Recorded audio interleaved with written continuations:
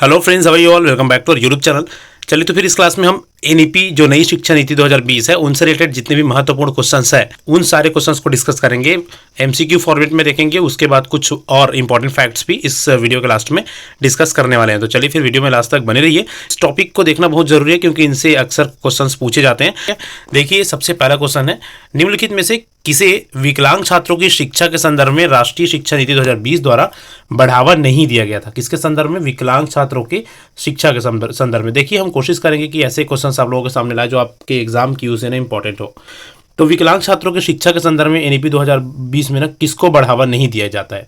तो देखिए, उपयुक्त बुनियादी संरचना को बढ़ावा दिया गया, एक छात्र एक शिक्षक की प्रशिक्षक को बढ़ावा दिया गया और उपयुक्त तकनीकी हस्तक्षेप को भी बढ़ावा दिया गया एनईपी 2020 के अनुसार। अनिवार्य एवं विशेष शिक्षा के ऊपर विशेषकर विकलांग छात्रों के बारे में अगर बात करें तो इसको बढ़ावा नहीं दिया गया। तो ऑप्शन नंबर सी इसका सही आंसर होगा। इसके बारे में बात हो रही है, विकलांग छात्रों की शिक्षा के बारे में बात हो रही है। ठीक है, अगला देखते हैं सेकंड क्वेश्चन। देखिए, राष्ट्रीय शिक्षा नीति 2020 में खालिस्तान से खालिस्तान तक शैक्षिक बदलाव का प्रस्ताव है ना।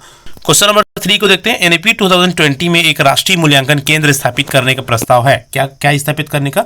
राष्ट्रीय मूल्यांकन केंद्र। उसका क्या नाम है? तो उसका नाम है परख। ठीक है, परख नाम है, याद रख लेना, ये इंपॉर्टेंट है। राष्ट्रीय मूल्यांकन केंद्र एनईपी 2020 के अकॉर्डिंग परख। 1986 का महत्वपूर्ण शैक्षिक उद्देश्य क्या था? सार्वभौमिक पहुंच एवं नामांकन ही सबसे प्रमुख उद्देश्य था इसका। 1986 वाला जो सेकंड एनईपी था ना, अभी तक कुल 3 राष्ट्रीय शिक्षा नीति का गठन किया गया है अगर आप जान रहे हैं तो। ठीक है, 1968 में, 1986 में और अभी 2020 में। ठीक, तो 1986 का मेन उद्देश्य क्या था? सार्वभौमिक पहुंच और नामांकन को बढ़ावा देना स्कूलों में। ठीक है, राष्ट्रीय मूल्यांकन केंद्र परख का उद्देश्य क्या है? तो परख का क्या उद्देश्य है? बोर्ड परीक्षा के लिए प्रश्न पत्र सेट करना, यूजीसी के लिए प्रश्न पत्र, ये एग्जाम आ सकते हैं। ठीक है, तो देखिए ऑप्शन नंबर सी इसका सही आंसर होगा। मापदंड, मानक और दिशा निर्देश निर्धारित करना। ठीक है, ये एग्जाम के लिए। ठीक है, ये क्या है? मुख्य उद्देश्य है परख का। ऐसे क्वेश्चंस ना कंफ्यूजिंग होते हैं और आते हैं। ठीक है, एनईपी 2020 के अनुसार जो परख मूल्यांकन केंद्र स्थापित किया गया उसका मुख्य उद्देश्य है मापदंड, मानक और दिशा निर्देश निर्धारित करना एग्जाम के लिए। ठीक, अगला देखिए, राष्ट्रीय शिक्षा नीति 2020 के अनुसार उच्च शिक्षा में सकल नामांकन अनुपात को कितने प्रतिशत बढ़ाया जाना है? ठीक है, किसको? राष्ट्रीय उच्च शिक्षा में सकल नामांकन, मतलब उच्च शिक्षा में जो 12वीं पास होने के बाद बच्चे उच्च शिक्षा ग्रहण करने के लिए जाते हैं ग्रेजुएशन वगैरह में। ठीक है, तो जितने बच्चे 12वीं पास हो रहे हैं उसमें का कम से कम कितना प्रतिशत नामांकन या ग्रेजुएशन में जाना चाहिए? तो 50% लक्ष्य रखा गया है किसको? नामांकन प्रतिशत को बढ़ाने में उच्च शिक्षा में। ठीक है, सकल नामांकन अनुपात को, क्योंकि 12वीं के बाद बहुत सारे बच्चे पढ़ाई छोड़ देते हैं तो उसको विशेषकर आगे ले जाने की कोशिश रहेगी। ठीक है, एनईपी 2020 अनुशंसा करता है कि लड़कियों के साथ ट्रांसजेंडर छात्रों के लिए समान गुणवत्ता वाली शिक्षा प्रदान करने के लिए राष्ट्र की क्षमता का निर्माण करने के लिए फंड हो, और उस फंड का क्या नाम है?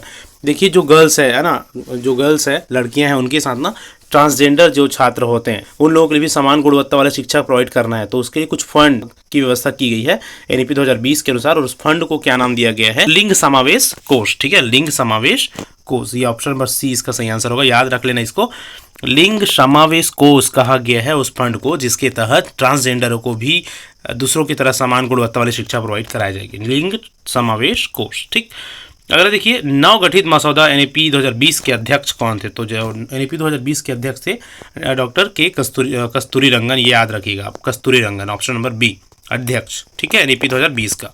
एनईपी 2020 के अनुसार शिक्षक विषयों को कौन सी कक्षा तक क्षेत्रीय या मातृभाषा में पढ़ा सकते हैं? तो कक्षा 5वीं तक, क्लास 1 से लेकर 5 तक मातृभाषा में स्टडी कराने का पर विशेष जोर दिया गया है एनईपी 2020 के अनुसार। ठीक, एनईपी 2020 के अनुसार स्कूली शिक्षा में किस आयु वर्ग के बच्चे शामिल है?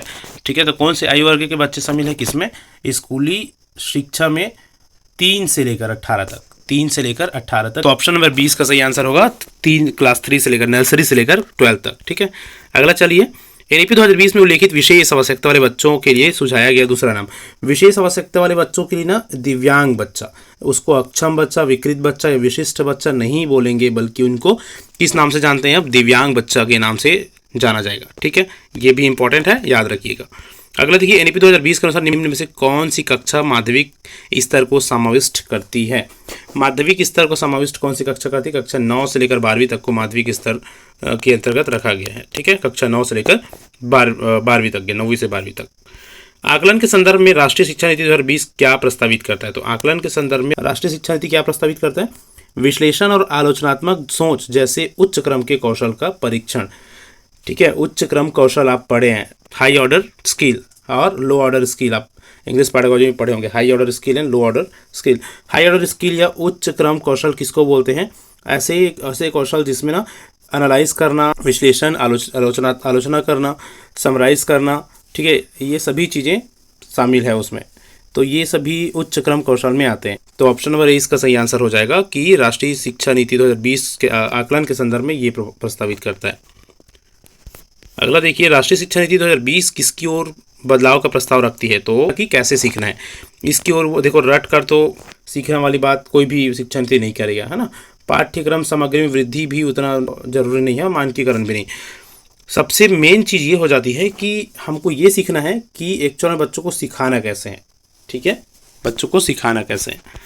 एनईपी 2020 में ने नई पाठ्यचर्या संरचना में कई बदलाव किए हैं। नई पाठ्यचर्या संरचना, अच्छा ये इंपॉर्टेंट है, ये आता है आपके एग्जाम में। नई पाठ्यक्रम संरचना कैसा है एनईपी 2020 का? ठीक है, तो एनईपी 2020 का नई पाठ्य संरचना अगर हम देखें ना तो वो इस तरह से है। सबसे पहले है नर्सरी, एलकेजी, यूकेजी, क्लास 1 और क्लास 2 5, ठीक है। उसके बाद है 3, 4, 5, मतलब थर्ड, क्लास 4 और क्लास 5, तो ये हो गया 3। उसके बाद है 6, 7, 8, तो ये भी हो गया 3। उसके बाद है 9, 10, 11, 12, मतलब 4, तो ये क्या हो जाता है 5, 3, 3, 4, 5, 3, 3, 4। तो कौन सा ऑप्शन होगा? Option number B. इनसे रिलेटेड क्वेश्चंस पूछे जा सकते हैं, इसको याद रखना। ठीक है, जो नया शिक्षा नीति है ना, वो ये स्ट्रक्चर इस तरह से बनाया है 5, 3, 3, 4 का। 5, 3, 3, 4 मॉडल बोलते हैं इसको, 5, 3, 3, 4 मॉडल। अगला क्वेश्चन देखते हैं, क्वेश्चन नंबर 16 को। एनईपी 2020 का मुख्य उद्देश्य क्या है? तो एनईपी 2020 का मुख्य उद्देश्य है प्रत्येक छात्र रचनात्मक, ये वाला जो वर्ड दिख रहा है ना आप लोगों को, रचनात्मक वर्ड है ना, कंस्ट्रक्टिविज्म, इस पर विशेष ध्यान दीजिएगा। एनईपी 2020 इस पर विशेष ध्यान दे रहा है, रचनात्मक के ऊपर। ठीक है, तो इसको आप याद रखिए, एनईपी 2020 मतलब रचनात्मक, जहाँ भी दिखे वहाँ उसके साथ जाना। ठीक, रोजगार प्रदान करना, सुविधा, ये सभी नहीं, रचनात्मक के ऊपर जाना। चलिए अगला देखते हैं, राष्ट्रीय शिक्षा नीति 2020 किस पर बल देती है? तो किस पर बल देती है? लचीली बहुस्तरीय गति आधारित अधिगम, बच्चों के केवल संज्ञानात्मक, तो राष्ट्रीय पाठ्यचर्या के मानकीकरण, बच्चों के कौशल। ऑप्शन नंबर ए सही है। लचीली बहुस्तरीय गति, जो अधिगम है वैसा हो जो बहुस्तरीय हो, जो अलग अलग आयाम पर विशेष ध्यान देता हो, ऐसे अधिगम हो, है ना, लचीला हो और बहुस्तरीय हो, ऐसा अधिगम। ठीक है, यह सीखना। निम्नलिखित में से कौन सा शैक्षिक संगठन प्रारंभिक बाल्यावस्था की देखभाल और शिक्षा के लिए एनईपी 2020 प्रस्तावित शैक्षिक संरचना तैयार करेगा? एनसीईआरटी ही क्या करेगा? शैक्षणिक संरचना तैयार करेगा एनईपी 2020 के लिए, एनसीईआरटी, है ना, एनसीईआरटी। ठीक है, अगला क्वेश्चन देखिए, क्वेश्चन नंबर 20 को। राष्ट्रीय शिक्षा नीति 2020 में निम्नलिखित में से किसकी वकालत नहीं की गई है? किसकी वकालत नहीं की गई है? संरचनात्मक समझ पर जोर, इसको तो बोला गया है, आप देखे है ना। योगात्मक मूल्यांकन, पाठ्यक्रम में वृद्धि और प्रौद्योगिकी की कमी। ऑप्शन अगर आप देखेंगे तो संरचनात्मक को छोड़कर मतलब कहाँ पर है संरचनात्मक को? पहला को छोड़कर ना, योगात्मक मूल्यांकन, पाठ्यक्रम में वृद्धि और प्रौद्योगिकी की कमी, इन तीनों का वकालत नहीं किया है राष्ट्रीय शिक्षा नीति 2020 ने। इस तरह के क्वेश्चन है तो ये देखिए कूट वाला क्वेश्चन है, इसमें याद रखना। ऑप्शन नंबर डी इसका सही है। दूसरा, तीसरा और चौथा तीनों की वकालत नहीं किया है इसमें। संरचनात्मक सीखना है उसके ऊपर ही जोर दिया है बच्चों के राष्ट्रीय शिक्षा नीति। ठीक है, योगात्मक पाठ्यक्रम में वृद्धि आया तो कट कर देना, वो नहीं है एनईपी 2020 में। ठीक, योगात्मक मूल्यांकन और इस तरह की चीज़ें नहीं है। ठीक है, हम चलेंगे क्वेश्चन नंबर 21 में।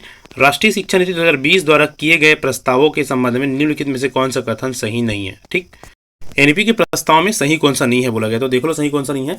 एनईपी 2020 का प्रस्ताव है कि मूल्यांकन के लिए विभिन्न पद्धतियों तथा कार्य नीतियों जैसे समूह कार्य और वार्तालाप गतिविधि का उपयोग किया जाए। क्या बोला जा रहा है? एनईपी 2020 का प्रस्ताव है कि मूल्यांकन के लिए विभिन्न पद्धति तथा कार्य नीतियों जैसे समूह कार्य और वार्तालाप गतिविधि का उपयोग किया जाए, ये प्रस्ताव में है। एनईपी 2020 में रचनात्मक से योगात्मक मूल्यांकन में स्थानांतरण का प्रस्ताव है, तो ये गलत है, क्या नहीं है बोला गया है। ठीक है, तो इस तरह से ये कुल आपके इंपॉर्टेंट क्वेश्चन हुए 21। ठीक है, इसके बाद हम चलेंगे कुछ इंपॉर्टेंट फैक्ट्स में जो कि बहुत ज़्यादा इंपॉर्टेंट है राष्ट्रीय शिक्षा नीति को लेकर। ठीक, चलिए चलते हैं। सबसे पहले देखिए, भारत में पहली राष्ट्रीय शिक्षा नीति की घोषणा किस वर्ष की गई थी? तो वो की गई थी 1968 में। रैपिड फायर क्वेश्चन देखते हैं, फटाफट सारे क्वेश्चंस को देख लेते हैं। ठीक है, दूसरा देखते हैं, भारत देश में 1968 में पहली नीति किसके द्वारा की गई? तो जब ना पहली नीति बनी तो उस समय इंदिरा गांधी प्रधानमंत्री जी थी और उसी के नेतृत्व में पहली शिक्षा नीति 1968 में बनाया गया था, याद रखना। ठीक, सारे पॉइंट्स इंपॉर्टेंट होंगे, देख लीजिए इसको भी। भारत में दूसरी राष्ट्रीय शिक्षा नीति की घोषणा किस वर्ष की गई थी? दूसरी राष्ट्रीय शिक्षा नीति 1986 में किया गया।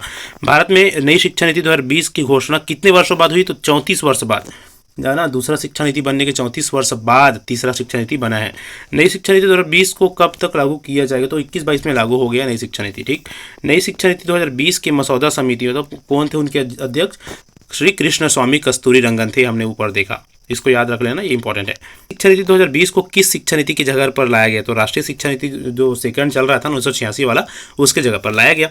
राष्ट्रीय शिक्षा नीति 2020 के अंतर्गत कितने आयु वर्ग के बच्चों को शिक्षा के अधिकार कानून 2009 के अंतर्गत रखा गया? तो आरटी 2009 के अंतर्गत 3 से 18 साल तक के बच्चों को रखा गया है।